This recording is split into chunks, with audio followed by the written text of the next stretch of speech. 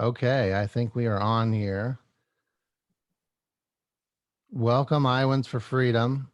To stay up to date with what's happening on the front lines in our fight for freedom, subscribe to our channel and join our Iowans for Freedom Facebook page.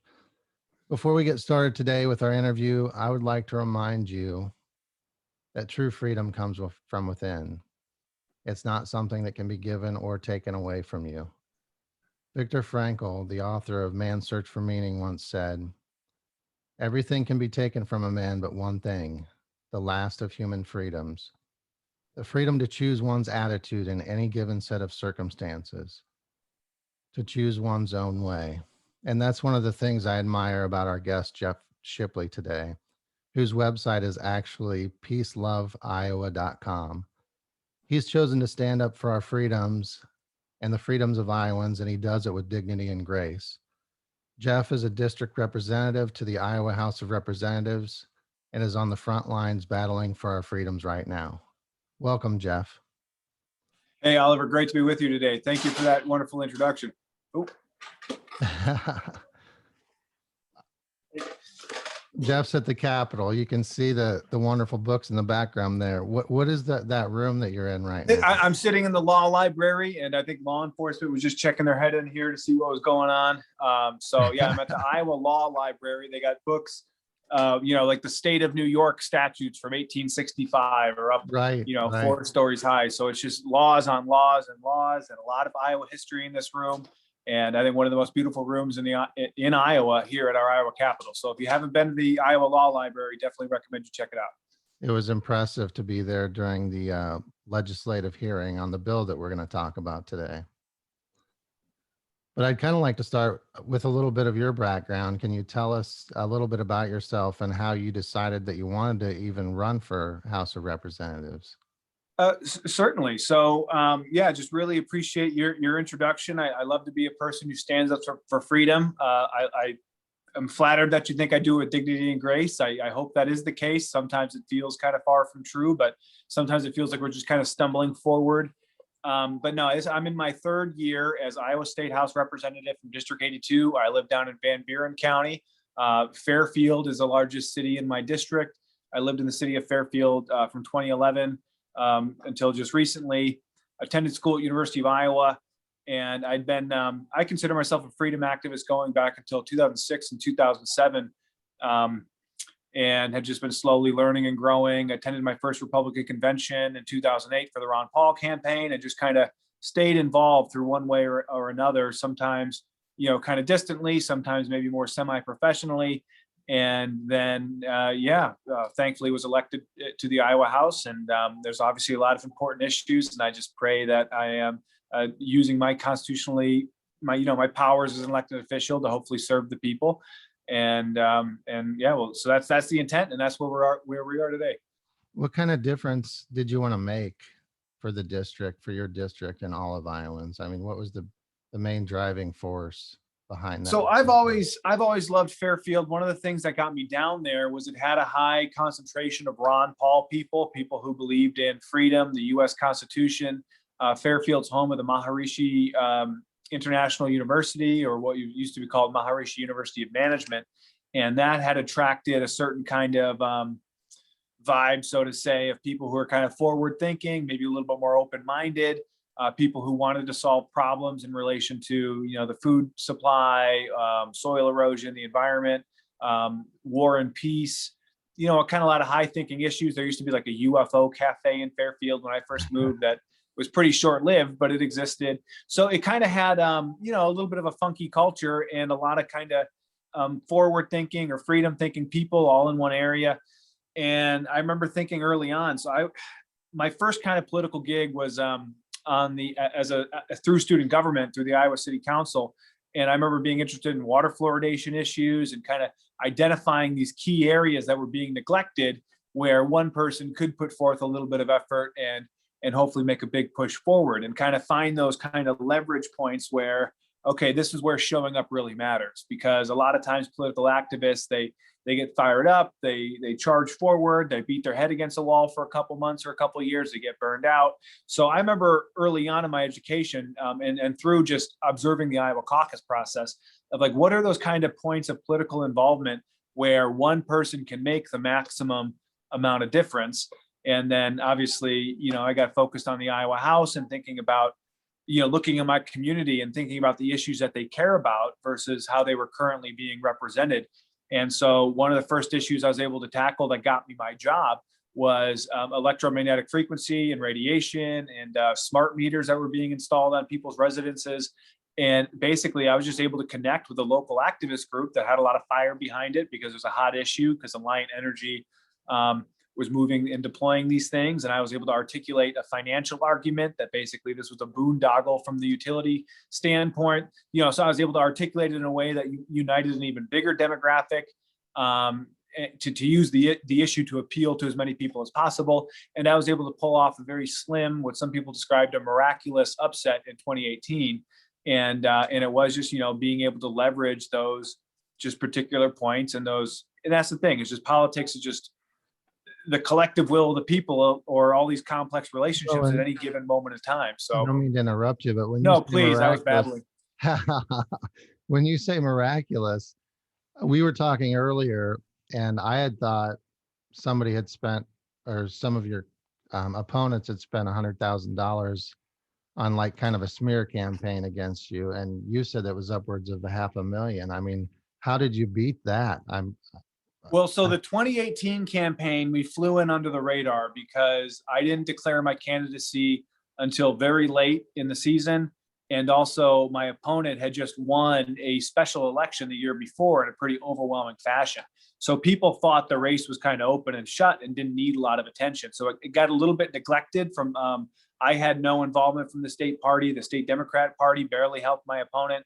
So I was able to kind of catch him with his pants down, so to speak, in 2018. Now in 2020, I had, between the 2018 election and 2020, I had undergone a series of radical and controversial policy positions and statements. So this guy challenged me again. He had decided early on he was going to challenge me again. And then apparently there was the assumption that I was going to be defeated. And I almost was, so good on them. I really shouldn't be cocky or arrogant in any way. But, I had made a lot of controversial comments in regards to teachers, in regards to the COVID pandemic. And so there were a lot of TV ads on all these topics. There was a lot of campaign money that came in through my opponent. And there was a lot of outside money spent by different groups, like the Mayor Bloomberg, what do they call that? Moms, whatever one, Mayor Bloomberg's money groups, they were funding ads on healthcare issues. So it was very interesting. So I got attacked on a lot of things.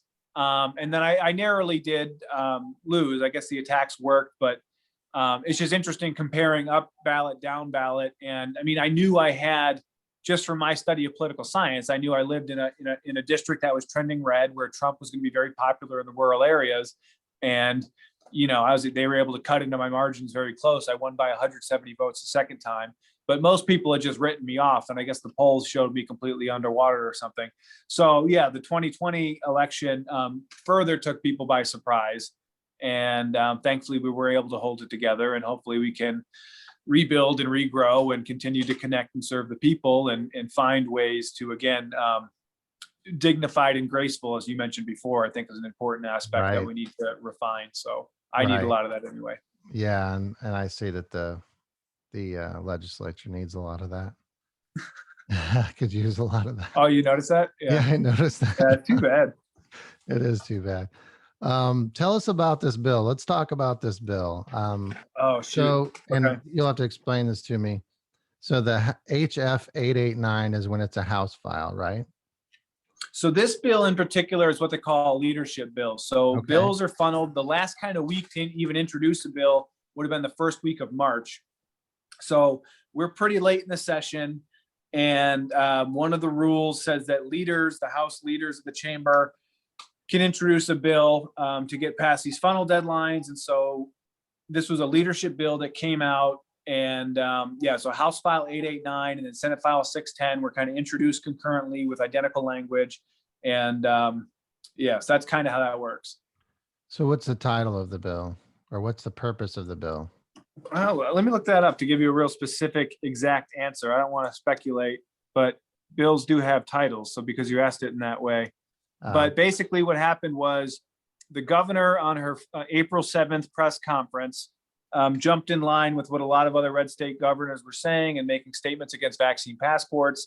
And so she jumped in, and to her credit, on her April 7th press conference, our governor did an excellent job of outlining, very simply to the public on what these issues are and what she would like. And she raised the issues when it comes to Americans with Disability Act, the HIPAA, Health Insurance Protection, or whatever that acronym is, First Amendment, Fourth Amendment, creating this kind of caste system tier society. And of course, the big data that we're just collecting this data to feed into whatever these track and control algorithms that these computer scientists are coming up with. So the governor initiated the conversation and says she was going to take action either through legislation or executive action. So the title that came forth a few weeks later, this was introduced on, read for the first time, attached as a companion on April 29th. So that would be, 3 weeks and a day from the governor's press conference. This bill is put forth and it says, prohibiting the mandatory disclosure of whether a person has received a vaccination for COVID-19, disqualifying certain entities from receiving grants or contracts, and including effective date provisions, be it enacted by the General Assembly of Iowa, and then it goes into the bill text. So that's the title. And So after it passed the House, I saw a post on a Republican's social media page that said, HF 889, House Republicans ban vaccine passports in Iowa. Now, to anyone that would read that, they would think, oh, that's awesome that they've banned vaccine passports. But tell us why that's not awesome and why it doesn't actually do what it appears to. Yeah, so I think the problem that people had with the language is there's the exemption here does not include a healthcare facility as defined in section 686D.2, and then it reiterates government entity means, but also does not include a healthcare facility. So the teeth of the bill, it affects state funding for contracts. So if a private school wanted to institute a vaccine passport under this bill, they wouldn't be able to qualify for any Iowa tuition grants. Iowa tuition grants is a state-funded program where you can apply to get state money for private school. So this bill would prevent the private school from doing that if they wanted to receive this money. That's kind of the teeth as a state contract provision. So a company would be the same way. If a company, right? If an employer was going after a government contract or government funding, and then also it has a prohibition against government subdivisions. And so like the Wells Fargo Arena, I was told is kind of owned in partnership with, I guess, the city of Des Moines or something. So they would be prohibited under this. The state fair would likely be prohibited under this, or just those other kind of entities where, the state's involved or the business is relying or in some level wants to receive a state contract or funding at some time. So there are some minor teeth, but also there's lots of businesses like, that wouldn't be relying on state contracts or fundings or grants or anything. And which would be most businesses in Iowa. Yeah, probably movie theaters, probably the amusement park, probably, I don't know how casinos would lump in, but probably casinos. You're right. There's this bill is very modest in its scope. So somebody could show up to work and they could be told, hey, new condition of working here is that you have to have proof of a COVID vaccine. So I can't really speak directly because you bring up this kind of employer-employee relationship. Right. So I don't know exactly what governs all of that, but I know someone I've talked to has said that at their work, they're going to, if you've had the shot and you get COVID, they'll pay for your leave and stuff. They'll pay for your quarantine, but if you haven't, they won't pay for your quarantine. So the question I think is, can you be required to disclose your medical status? There are some questions you're not even allowed to ask though, which is really interesting, and that hasn't been litigated in the vaccines. But I was talking with some of the state bar association about this, like, if you come in with a support dog, like, are they allowed to ask, like, well, what's your disability that the support dog is for? Like, there are a lot of, guidelines, and like, if I'm in a wreck and I tell the, ambulance driver of HIV, I don't believe that ambulance drivers legally allowed to like reveal that to other people. Like, I mean, there Right. are laws governing sensitivity to private information. I don't fully understand those laws, just to be clear to anyone listening, but I know that these are sensitive issues. And so I believe in this case, though, it could be reasonably argued that, okay, an employer is allowed to ask the question, assuming they're allowed to ask the question, would the employer be required to answer? And this is where the new Medicaid rules come in, because obviously healthcare facilities, frontline workers are most in the grip of this kind of healthcare pharmaceutical complex system. And the new Biden Medicaid rules are going to be saying that they want to know what percentage of healthcare workers have and haven't received the vaccine, which kind of presupposes that they would have the legal right to ask a healthcare worker or some way discern that information. So yeah, these are all just very interesting questions on how does medical privacy exist in the present law, and then how is it changed by this? And there's still a lot of Exactly. How unanswered is questions. it that, I mean, I know some folks' concerns are, okay, I show up to my doctor's office and now they're requiring, a passport of some sort to enter their facility. Well, Or that's not probably what's going to happen. So this is why the whole idea of medical discrimination, and why the governor did recognize this kind of caste system mentality, is if you have to be required to furnish a private medical detail as a condition of entering a healthcare facility, which is broadly defined, then why would they be soliciting that information unless the healthcare facility wanted to discern or discriminate based on that information, which would likely be at this present time to, make them wear a mask would probably be the most common thing we're heading, is that if you're not vaccinated, you still have to wear a mask. And if you are, so, I mean, that would be kind of, subtle but real discrimination in terms of just separating and saying that we're treating people differently based on which vaccines they've gotten. And to be the devil's advocate, that at least on its face, that vaccinated versus unvaccinated people, I think it'd be reasonable to say that they have a different biology, so of course treat them differently because they pose different biological criteria. I mean, I don't know, I could go in, it all seems like a bunch of gobbledygook to me, the way they make these things up over and over and over again, and we right, don't really know right. what does what. But I'm just saying, like, this is what the healthcare agency, a healthcare association, those who insisted on this language being in the bill, that's what they would say, that in their mind, they clearly have, oh yeah, medical discrimination makes perfect sense because these things are different. We need to discriminate. But So, I think so that's where we're seeing things move, in just that discrimination mode. when I saw you speak on the House floor, you introduced two amendments to the bill. And what were those amendments, and I why? introduced 3 amendments Three total. amendments. Okay. Yeah. What were they, and what were their purpose? Okay, so let's look at the legislative page here. Oh, maybe my amendments aren't okay. You can just give us the gist. Fine. There they are. I just had to scroll down further.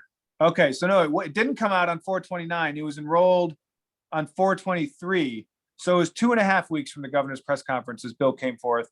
My amendment, anyway, look it up on the legislative website. The first one that I was late to was, I just wanted to delete the second section of the bill and just leave it to where the government wouldn't be issuing these COVID identification cards. Because, I mean, that was probably everyone agreed on that, Right, and right. just basically at this point, I'm just trying to make a big point and strip the bill, because we're trying to kill the bill. So my amendments, the purpose of the amendments are really just to argue against the bill. So the first amendment was to delete the second section, which had the good language about prohibiting the private businesses, but had the healthcare exemption, which we viewed as a significant step backward in the overall discussion. So that was the first amendment. The second amendment was deleting those healthcare exemptions, so it would apply evenly across all facilities and private businesses and government entities. Right. And that was the contentious one. And we got to vote on that one. And then the next one was modifying the bill significantly to add employee protections, and also clarify that a religious exemption would apply to vaccines in all circumstances. Because right now the vaccine exemptions are just in the childhood immunization schedule. So, there needs to be legal clarification that yes, adults, healthcare workers in a healthcare setting, as it is law now, has the option to, pursue or apply for a religious exemption. Those rights just aren't crystallized in law the way they need to be, but they do kind of technically exist in this kind of, gray area of jurisprudence or whatever. Why wasn't that language in the bill in the first place? I mean, if you talk to any normal person or anybody on the street, they would think, well, why not have a comprehensive bill? Why were there so many exemptions? And how come it was kind of, I recall someone saying they didn't even know this bill was being written, and then all of a sudden it was, put before the House. Yeah, there's a lot to unpack there. And I guess this is what you're driving as a kind of mystery of the bill writing process. So a couple of things, I don't necessarily know where to begin, but let's go with why isn't well, your that first language question there in the was, first why place? wasn't this accepted? Yeah.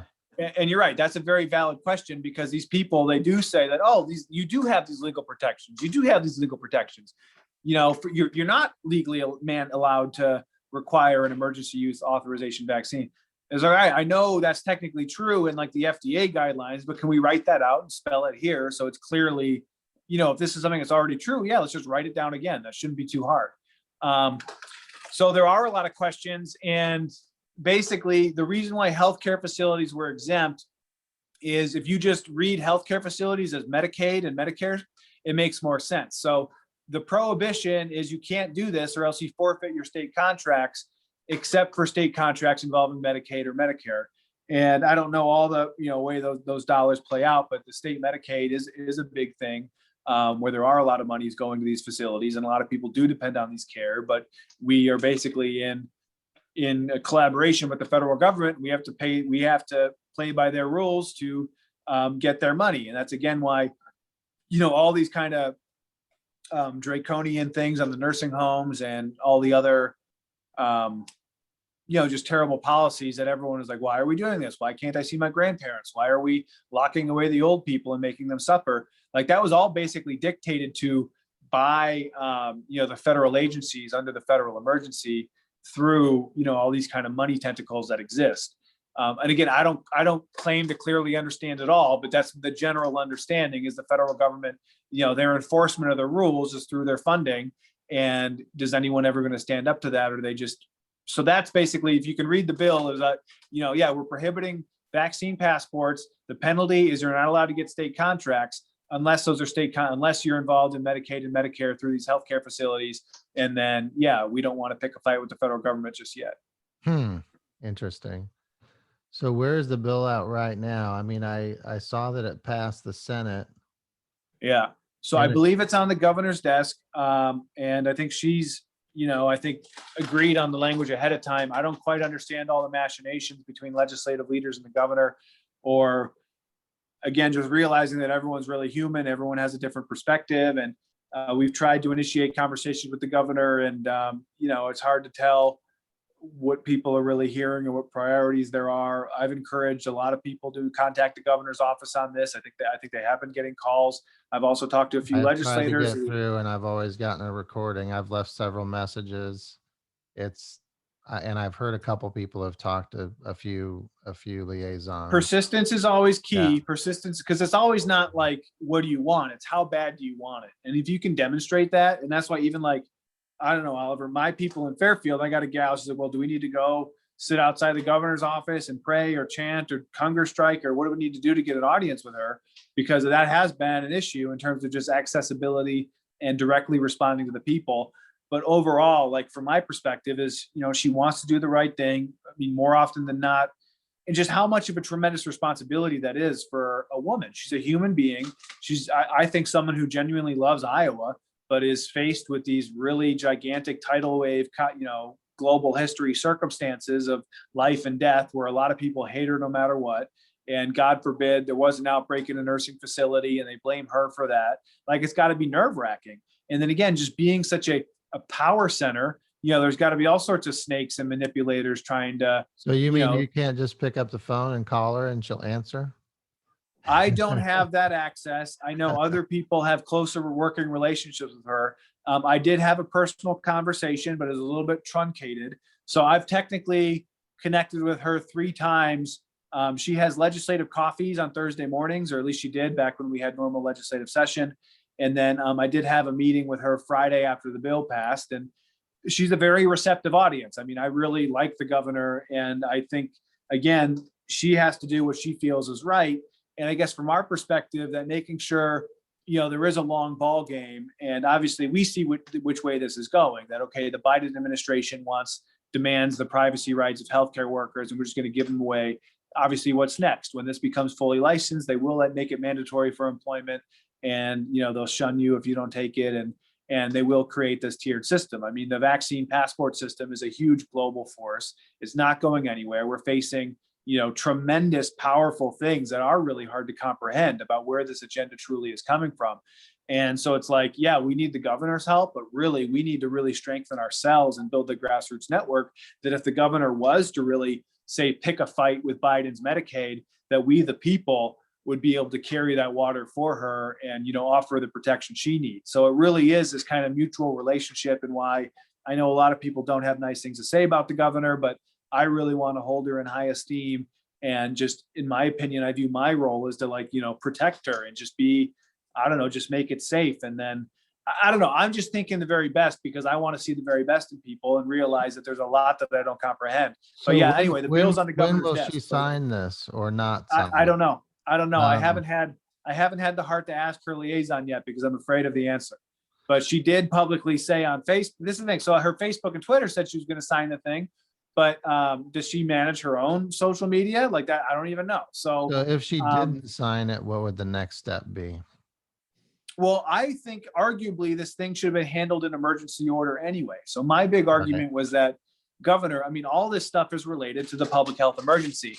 And if we're saying, and this is what the bill should have been exempting healthcare facilities that can clearly demonstrate a compelling interest, that would warrant overriding someone's Fourth Amendment constitutional protections, right? Like, yeah, they can invade your privacy if they meet the following criteria given a health emergency, and there's just clear, I mean, that's one way. I'm not saying that's the perfect law, but that should have been the existing jurisprudence, that we don't just give our constitutional rights away, that I don't check my freedom at the door when I walk into a healthcare facility. Exactly. And if Joe Biden's going to threaten to have federal money, like I need to know clearly what is the compelling evidence and reason, because the Constitution exists. And yes, we're in a health emergency, but you still need to demonstrate a compelling government interest on why you would need to erase or infringe someone's rights.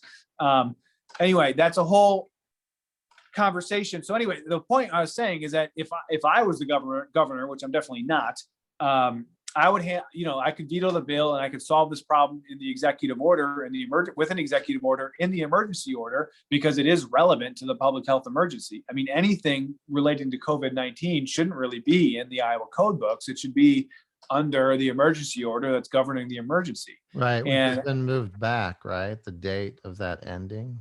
well, and then again, there's no restrictions in place, but there are. I need to double check it. And I should have asked her staff more about that when I was visiting with her attorney. Like, I know there's for our nursing home worker shortage, they'll drive in workers from Kansas City to do a shift a week at a time. And so I think there's things in the emergency order relating to like employee licensure and more kind of, I don't know what to describe it, but just regulatory issues that, so I don't know. I don't honestly know the full status of the existing emergency order. I should probably look it up right now for the benefit of this conversation. Right. Because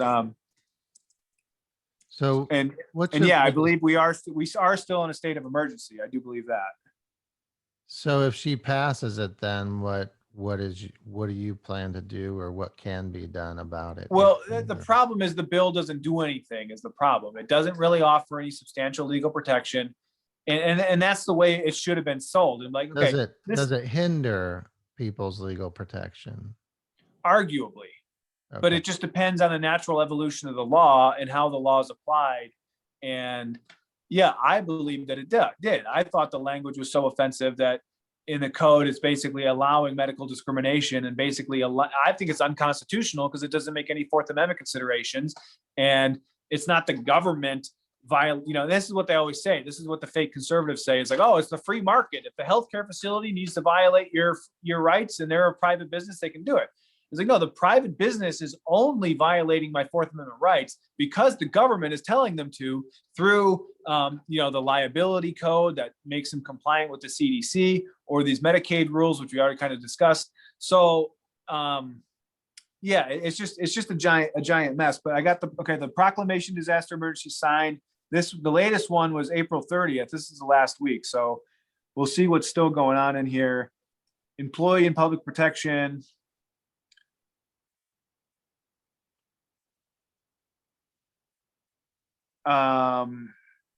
This is education workforce licensure relief. There's a whole page on this. Retired teachers and education staff, temporary teacher licensure, educate. So that's a lot of, this is what the interscholastic athletic requirements, that's still in the emergency code. So regulatory relief to healthcare system. So yeah, a lot of like regulatory things that are currently suspended due to this health emergency are written down in here. Telehealth services, pharmacy therapeutic substitution, professional licensing relief. Yeah, so that's why the emergency is still ongoing, because we still have these licensure and regulatory issues. And if you just type in, this is from the coronavirus website. So if you just type in Governor Iowa emergency order, should pull right up and you can read through that.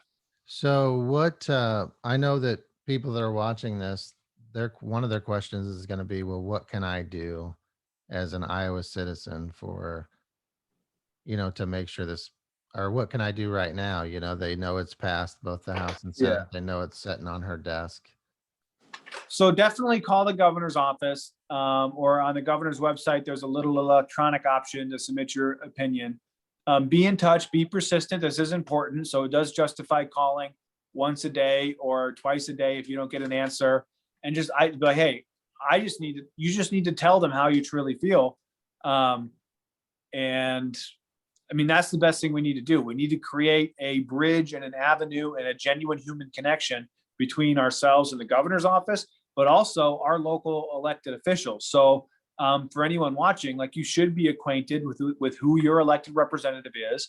Sometimes they are very tough to pin down and get meetings, but again, if you're persistent, and again, there's professional groups to help you. So like, if you're not really comfortable talking about all these things because it's complex and you need a big education, you can call someone from Informed Choice Iowa and they can come out and help you meet with your legislator. I know Sonia Swan will do that with people. So try to get a meeting with your local legislator and just create a genuine human connection. And it just needs to be so simple. You don't need to really explain yourself in depth, or really just, as simple as possible, that these are my concerns. I'm really concerned about, my rights in this situation, and I want to know what you can do to help me or answer my questions in this way. And the more that the elected officials can see you as a real person and build that relationship, where like, once you have a relationship with someone, it's like, you don't want to let them down. Like, you don't want to really disappoint them the next time you see them. And that's really what politics is. It's just this really complex web of interrelationships. And I know in the Senate last week, when they passed this bill, it was like, they heard from constituents, but then they heard from their legislative leader. And in that instance, the political relationship with the legislative leader was more important than the relationship with their constituents. And how each politician balances that, or how the constituents respond, I mean, that's kind of the political science mechanisms involved in our present government. So, there's a lot to dive in there too. Who is the legislative leader? Well, so in the Senate, there would be Jack Whitfer, senator from Ankeny, and then the Senate President, Jake Chapman. And so that's basically, the caucuses get together and they elect their leaders, and then they kind of. They weren't for any amendments. Well, supposedly this is what's so BS is, and this is the big legislative problem, and this is what I really need to figure out, is the bill was drafted behind closed doors. And so if people are drafting something behind closed doors and they make some sort of agreement, and then maybe if that agreement is contingent on other moving pieces and the public doesn't really know how all those negotiations go, then it can get very confusing. And it can get very confusing. Oh, why is this person so insistent on this? Oh, because they need to do it to satisfy some other condition. So I don't honestly know what happened. I just know there was the judiciary chairman who supposedly took it upon himself and worked for 3 weeks to discuss this issue, and really let a lot of people down in the process. And again, so when you draft legislation behind closed doors, like was done in the Iowa House and Senate this week with this vaccine passport bill, yeah, who knows what kind of crazy outcome you're going to get. It's bad. It's bad way to doing business, because the public's in the dark, and by the time this thing has the light of day and it gets all this public pressure and people are upset, like, are they have the ability to manage it? And that's the thing. You talk to different legislators and you get different answers. You talk to the governor's person one day and you get a different answer from the next day. So you still don't really know what's going on, but somehow it just goes right through. So it would have been better to have an open conversation about it before the drafting of the bill. If we were truly a deliberative body that took the input of all its members, particularly the members that care the most about the issue, or particularly the activists that are the smartest ones who, because again, we should have, we saw this coming a mile away. We should have been talking about these issues, at least starting the conversation and planting seeds back in June. We should have been like, hey, how does it's just so weird because last legislative session, we closed down in March when the pandemic hit. We went back in June for 10 legislative days to hammer out the budget. And that was when like masks were first becoming a thing. So by June of 2020, I was kind of over COVID because I saw some of the infection fatality rate and I was looking at excess death figures. So it didn't feel like an emergency to me. But I remember showing up at the Capitol that day, and that was when only the Democrats were wearing masks. Right. But then it was weird. You come back in January after the big hump, COVID hump we had in the fall in November, and then all the Republicans most all the Republicans, and then all the Democrats were in masks. So we saw a lot more masking really take hold from July, August on forward, when we were already several months into the pandemic. And so it's just very interesting, kind of the evolution of these human behaviors and how they come It seemed forward. like last time I was there were very few people, Republicans. Well, now because we have the vaccine rolled out, they've been coming off. Right. But at the beginning of the legislative session in January and February, it was mask, and there was a lot of kind of mask compliance and mask shaming going on. And anyway, I forgot how I got brought up on this subject. That we should have been talking about these things in June 2020 because, we knew we had mandatory vaccine provisions still in code. We should have seen this masking stuff coming based on other states. So we should have been talking about civil rights, and particularly the most important constitutional question: to what extent can an individual's freedom be erased or infringed upon in a health emergency? Because this is what allowed the internment of Japanese Americans in World War II was justified in an emergency context. And, they cite the same Supreme Court case, Jacobson versus Massachusetts, which all the vaccination programs rest upon. So that's the most important constitutional question. And that's the very important question that was not answered and was not even asked by members of the Judiciary Committee, was to what extent can a person's liberty be infringed upon, or obviously we're heading this direction, completely erased in a public health emergency? That's what we need to know. And your average American, I would think, would say to no extent. Well, no, your average I wouldn't say average American, but to any American who has any respect for the U.S. Constitution would say that we at least need to look at the constitutional law, the jurisprudence, the Supreme Court case law, and see. And we had a great Supreme Court case, Catholics versus Cuomo, where the Catholic diocese did fight back against the state of New York, and they had a favorable ruling. I think it was in the middle of November after the Trump defeat. There was a good glimmer of hope in the Supreme Court saying that, yeah, these things have gone too far. We need to really make sure the laws make sense and are evenly applied. And in that ruling, the Catholics, the religious settings had a stricter restriction than businesses and things. So that was why Cuomo lost that, is because they had said the church could only have 25% capacity, but these other venues could have 50. Why the arbitrary distinction, unless you're trying to single out religion for no reason? Anyway, just a lot of interesting things and a lot of constitutional questions that we're still, needing to settle. So, and that's the thing, you ask these legislators, I was like, hey, is anyone, in my fault, I only had 4 or 5 days to prepare for the debate. But again, are we answering these constitutional questions, or are we just raising more and more questions? Because now we have to ask, why doesn't the Fourth Amendment apply to a healthcare facility? And I don't think these people even realize that, the Constitution's a thing, and anyway, it's very frustrating how people love to beat their chest as like freedom lovers or whatever, and supposedly swore an oath to defend the Constitution. But when it comes to like really asking these questions, they're too busy and they get very huffy and upset. And I was just extraordinarily disappointed by the lack of maturity and diplomacy and just acknowledging the reality, right? That they somehow knew that they were pissing off people, but they had no idea why. And they just kept claiming that they were right rather than trying to listen. Like, if I had 1,000 people mad at me, like I would really listen carefully to what they were trying to say. And I wouldn't try to just tell them they were wrong. Right. But apparently in Iowa, that's what we do, is that we write the bills behind closed doors and then we shove them down the public's throat. And if they try to fight back or don't like it, we blame them and say, well, this is all you can get, like, And then it's just act so offended, ridiculous. and then act offended as if, Well, you're ungrateful. You're ungrateful right, that we're taking your exactly. privacy I rights saw away. that.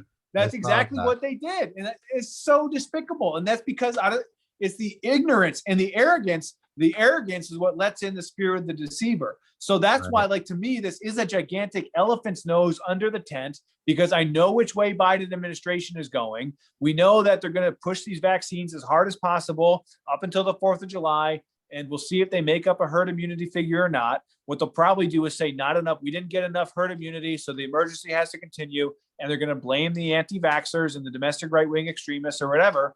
And so I see like the direction this is coming, that the pressure is not letting up, because if they didn't suspend the emergency when the infection fatality rate, when University of Iowa hospitals and clinics said they had a 99.7 success rate in treating the illness, and we still persisted in the emergency, I was like, oh, this is a big problem. They're never going to let this go, because communism, they need that tension, that state of emergency to advance their agenda and put pressure on people.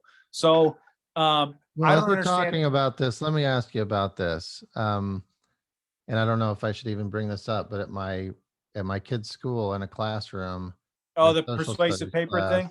yeah, they had the kids take a survey about a vaccine or a COVID vaccine to see if they would be interested in taking it.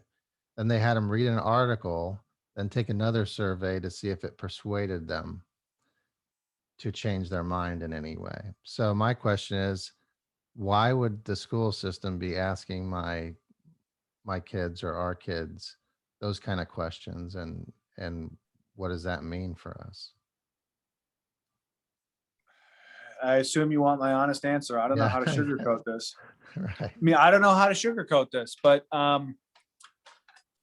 there are powerful corporate entities that believe they own their children. And obviously it's been a dictate and a communist philosophy for a long time that once you get that generation of children, that's it. And it is indoctrination. It is brainwashing, I think is an appropriate term. This is nothing new. It goes back to public education and the Prussian model and just all the behavioral psychology of the early 20th century, where, yeah, they viewed that they could train humans to behave the proper way.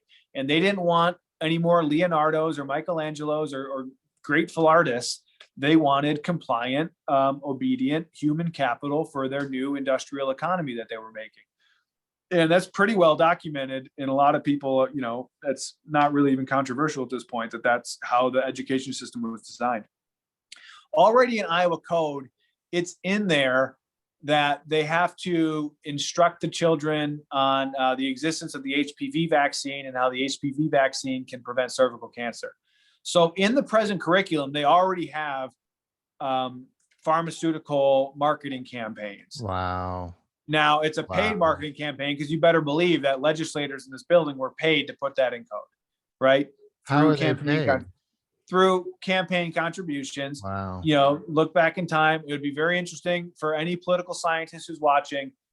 Go back to, I don't know when that law was in there. I'm guessing, 2007, 2008, when the stuff got on the market. Find out when the law was enacted. Go back in time 3 to 4 years and look at all the donations from Merck Pharmaceuticals or GlaxoSmithKline, or, figure out which healthcare lobby is funded by those two guys. But follow the money. I mean, that is a paid pharmaceutical marketing ploy in our education curriculum, right? Wow. They're basically saying that this is the product that exists and can confer these benefits. So, they viewed our children for a long time as consumers of these products, and this is nothing new, but the extra dimension of analyzing the persuasive process.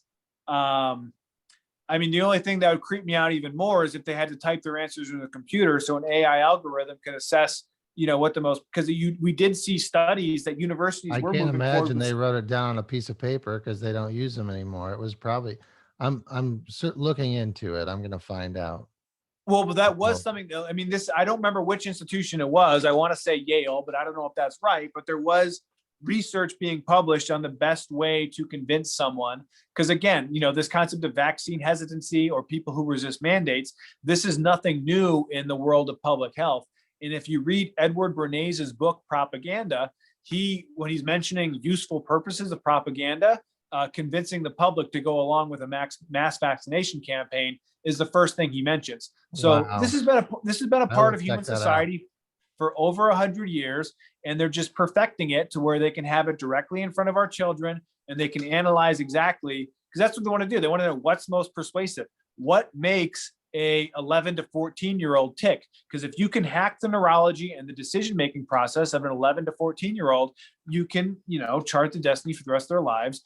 And again, going back to 1984 and all those science fiction dystopias, that was a very common theme of turning the child against the parent. And you already see the Black Lives Matter curriculum very boldly talking about how they want to reimagine the nuclear family and create these more collective societies where, yeah, if your parent is violating the will of the collective, then turn them in. And I think that's clearly the direction we're going. That's pretty scary. Well, and there's more manifestations with this with the gender identity thing. And this is going to be the other big question that we're going to have to reckon with for 2 to 3 in either now or 2 to 3 years in the future is, can the state take away a child if a parent wanted to deny a gender transition? And Oh a lot my of people gosh. are going to say yes. Oh So my that's the thing. gosh. And who's going to be the mandatory reporters? It's going to be the public schools alerting CPS saying, oh, we have a kid that has a gender identity expression and they're being denied at home. So we're calling it abuse. So we want you to check it out. It's going to be the mandatory reporting through the school that likely, I mean, hypothetically, but those triggers Right, exist right. and the system is there. And now the ideology is right there in front of us where these issues are being grappled with. This is not a hypothetical. This is happening probably this year yet. So, so what do we do? How do we combat that? How do we head that off? What do you do? Well, I would say Mother Teresa always says the first thing you can do is just go and love your family. So, before I met with the governor, one thing I did is I called up my mother and I told her how much I loved her and how thankful I was for all the growth and everything she gave me, all the nurturement, all the milk, everything my mother did, even the discipline and whatever she did to put me in a position where I'm able to talk with the most powerful woman in Iowa and beg for my freedom. Just tell Right. your parents you love them. Like the whole Right. Jordan Peterson thing on just repairing relationships with your parent. When I come across like a psychologically defunct person, it's almost always that, oh, they haven't talked to their father in 2 or 3 years, or they have a bad traumatic thing, or just those family relationships. And I get it. People have very challenging circumstances. And again, going back to what we talked about with privilege, like my privilege is that I had a mom and dad who stayed together and that loved me and invested in me and helped bail me out when I got in trouble. And that's my privilege. It's not so much, I mean, maybe my white skin has a function of that, but it's also my parents stayed together and put in the work and made those investments. So And back to your point about your parents, I have a mom that's 88. I speak to her almost every day. She has tons of family that visits her. She's never been locked in or shut in or under lockdown or anything like that. She told me, if I said to my mom that I was talking to somebody who said, "Oh, we haven't seen our grandparents or our parents for 3 months," and she said, "You need to come visit me, and if you don't, I'll come back and haunt you." So our family, and she's been fine. I mean, she has health problems of an 88-year-old, but she's thrived with seeing her family often. Yeah, so I think that's just the key point. And again, those kind of invisible relationships that do ultimately govern our society. I think what we're talking about are issues of human dignity and basically our God-given rights. So we have to always act in a very dignified fashion and in a way where it's clear that, yes, these people are deserving, that they do have God-given rights. Like, look at this person. Clearly, they're a child of God. Let me ask you this, Jeff, because this is a challenge. How do you proceed with grace and, an intercom when you're dealing with such what seems to be ignorance, or somebody trying to violate your rights, or somebody you're on the front lines trying to keep the wave back from our rights being taken away from us? How do you do that in a way that Well, that so yeah, forgive them, Lord, they know not what they do. Like, did right, the judiciary chairman truly realize that he was basically handing our medical privacy over to the Biden administration? Maybe, maybe not. Maybe he saw it in a little different way. Maybe he was able to rationalize it. I mean, a lot of people just, if they're not connected to the truth and they have a lot of competing pressures, like, we have to have a lot of forgiveness and grace, because I've made mistakes and I know I will only be forgiven to the extent that I can forgive others. right, So right. we have to, and That's we have to important. find ways to gently correct people. And obviously, long-term relationships are going to govern society. So, I mean, that's kind of my challenge right now is, yes, I want to make very bold statements that I believe we did terrible things to the Fourth Amendment last week, but that, hopefully we can find a way to repair this or find a way forward, because I know there's going to be a lot more issues coming forward. And so, yeah, we have to have a lot of grace and patience, I think. I don't know. Obviously, it's extraordinarily frustrating when you see people who, like, oh, they should definitely know better. And people who waffle, this kind of like, make your yeses, no's, your no's, either be hot or cold, but like lukewarm, I spit you out. Like, and then, I mean, I think the sheep thing, I mean, people call, oh, sheeple, but obviously there's a lot of truth to that. And there are just different shepherds in society. And a lot of us are just innocent sheep being preyed upon by whatever these wolves or these vipers or whoever trying to, lead the herd into the slaughter or whatever. So, Mm, yeah, we just have to be good, gentle shepherds and figure out how to, one, lead by example, use our own willpower, because we have to really want it, right? Like, the communists really want it. They're willing to do a lot for it. Are we willing to take the necessary steps? Yes, sacrifices. I don't even want to call them sacrifices, but yes, we have to have commitment and devotion, and we have to at least pay attention to what's going on. And I think that's one of the biggest victories of this fight on the vaccine passport is, I think more people are paying attention than certainly I've seen before.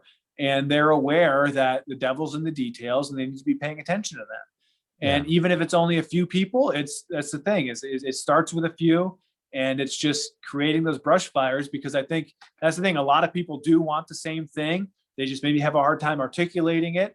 And it's like, we have these different leaders. Who do we really follow? And it's tough. So, yeah, right now I'm trying to be as gentle as possible. But if some people, I think, do need rebuke, how do you go about that in a way and follow? right, I mean, I right. know. So there's a lot to just explore there, and I don't really know. We're all just making it up as we go and doing the Yeah, best we can. we've this conversation's gone a lot deeper than I expected it to.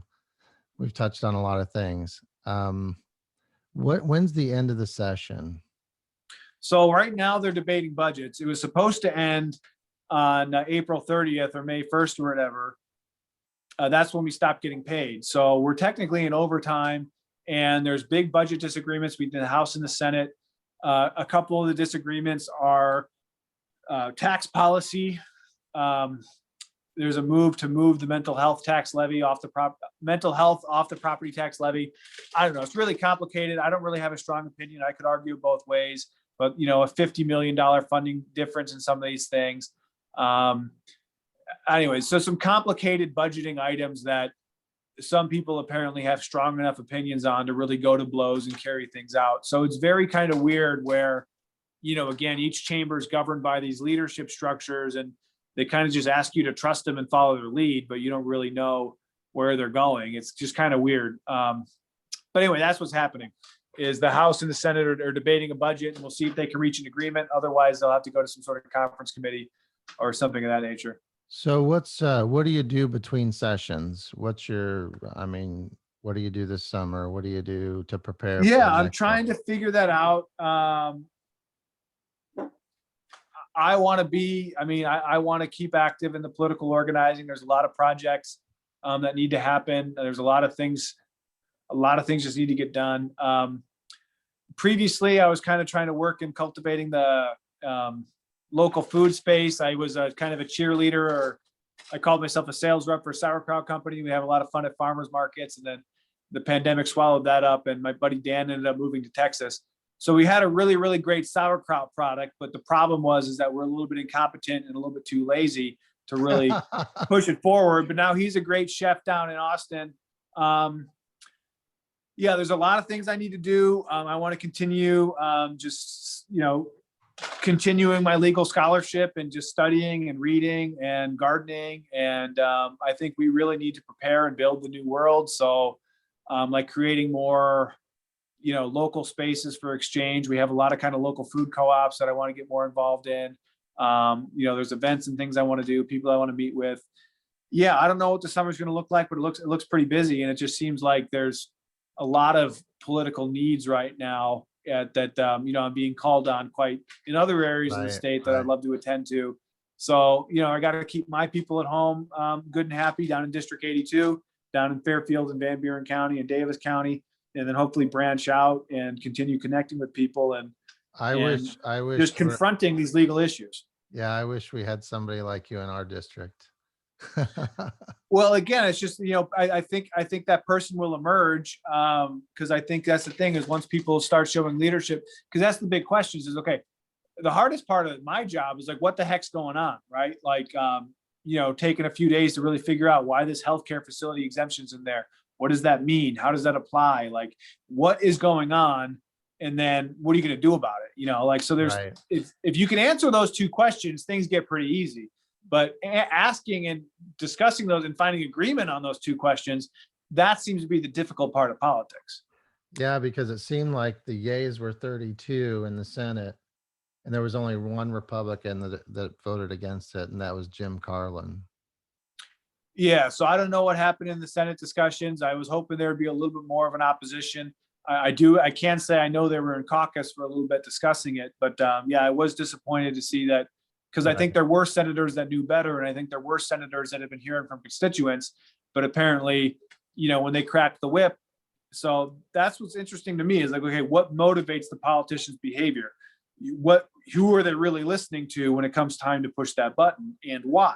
That's what I want to ask. Why did you follow the leader versus what your constituents told you and what you had already told them? Right. And so I don't know. And of course, it's easy to talk around that and come up with excuses and answers that sound good. And certainly for the newer members, they can kind of plead ignorance or just, and again, it's like, well, these are the guys, we have to create a working relationship with them one way or another. So it's like, I don't know, what does a citizen do? And obviously these election cycles are important because that's when it really matters, where if you can get your guy making public statements or promises through the context of the electoral process, then you can hopefully have something to hold them to and, discern their honesty that way. But if you hadn't had someone on the record before and the issue's new and it's arguably, a halfway decent bill, like there's a lot of, and you saw how the judiciary chairman totally spoke out of both sides of his mouth and took every side of the issue.